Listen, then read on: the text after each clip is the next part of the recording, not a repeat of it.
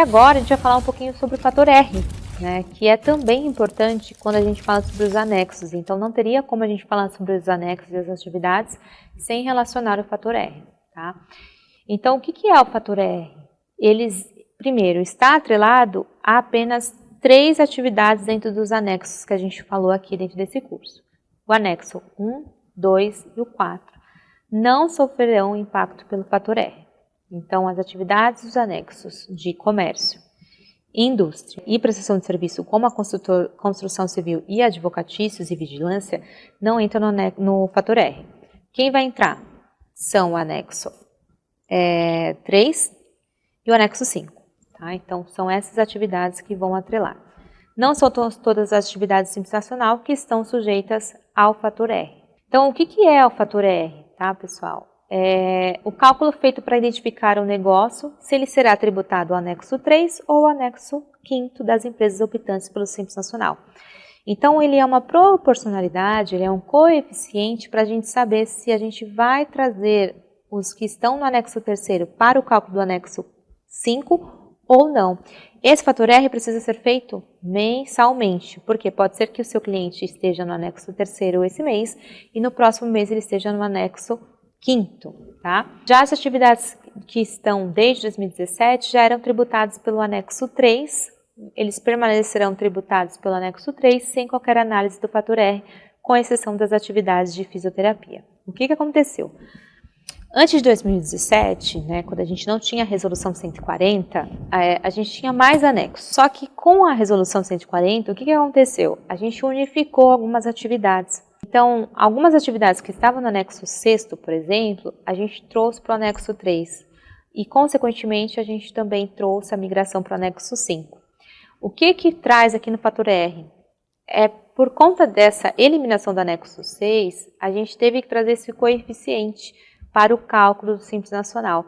Então, as atividades que já eram do anexo 3 não tiveram nenhum tipo de problema.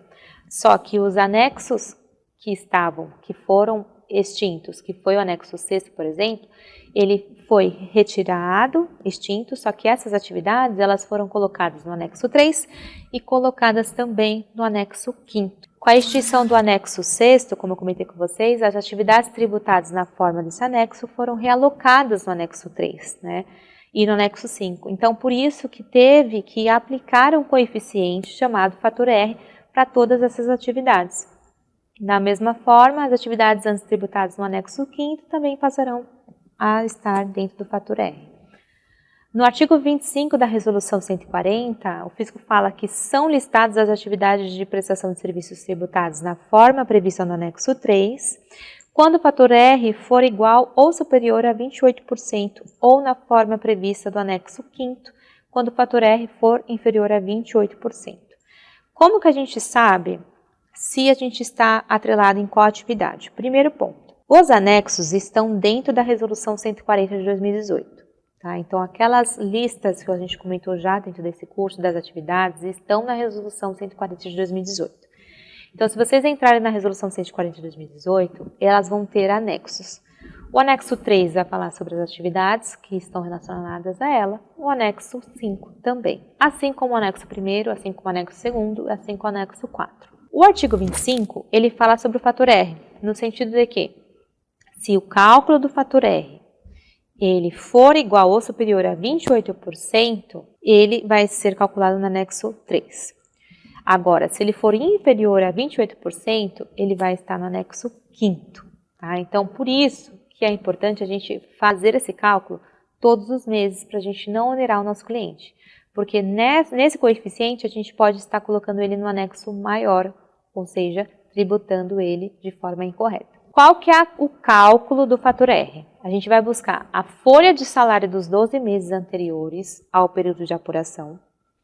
A gente vai buscar a receita bruta acumulada dos 12 meses anteriores ao período de apuração e fazer a divisão para achar o coeficiente. Se a gente pegou essas duas informações, fez a divisão e esse coeficiente for maior ou igual a 28%, ou seja, 0,28, o enquadramento será no anexo 3. E se o fator R for menor que 0,28, o enquadramento será do anexo 5º, ok?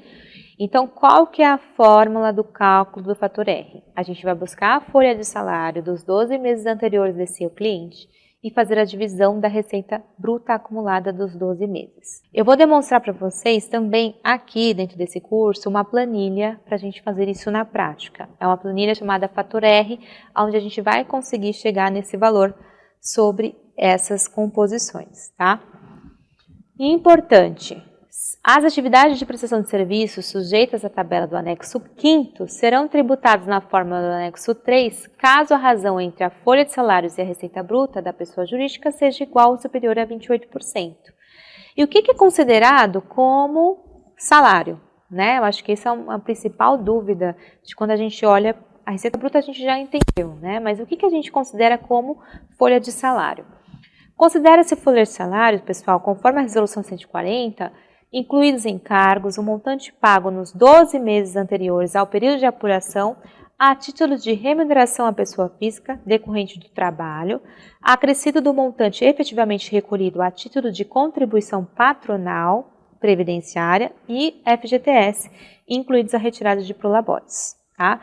Então, quando a gente fala sobre o cálculo do fator R, que é esse folha de salários dos 12 meses anteriores ao período de apuração, o que é considerado como folha de salário?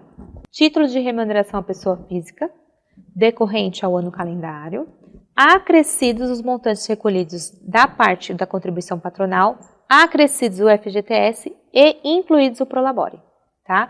Então, são essas informações que você vai colocar para você chegar nesse fator R. Na planilha, vocês vão identificar que a gente coloca as informações dentro da composição da planilha para vocês conseguirem fazer esse cálculo, mas vocês vão precisar ter esse acesso, tanto da receita bruta do seu cliente acumulada dos 12 meses, quanto também sobre a folha de salário, tá bom?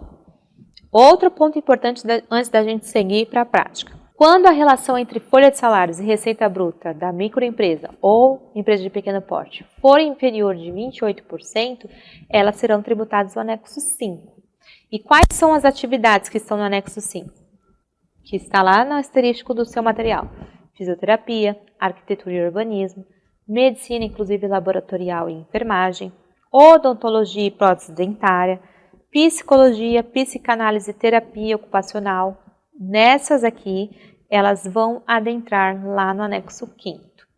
Administração e locação de imóveis de terceiro, academias de dança, elaboração de programas de computadores, licenciamento ou cessão, planejamento e confecção de manutenção, empresas montadoras de estandes, serviços de tomografia, serviços de próteses em geral, essas serão incluídas no anexo 5º. No seu material, a gente já tinha riscado, colocado os asteriscos para vocês.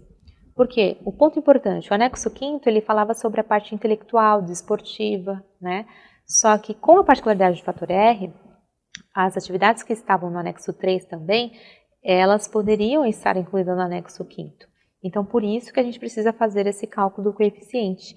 E por isso que essas atividades, elas estão lá no anexo 3, mas elas podem ser enquadradas no anexo 5º se o seu coeficiente for inferior a 28%, tá bom? Agora a gente vai falar um pouquinho sobre a prática do fator R. Vou demonstrar para vocês a planilha que eu vou deixar disponível aqui para vocês. E eu também vou fazer 2 questionamentos para a gente finalizar o fator R e seguir sobre as demandas do Simples Nacional. Vamos lá?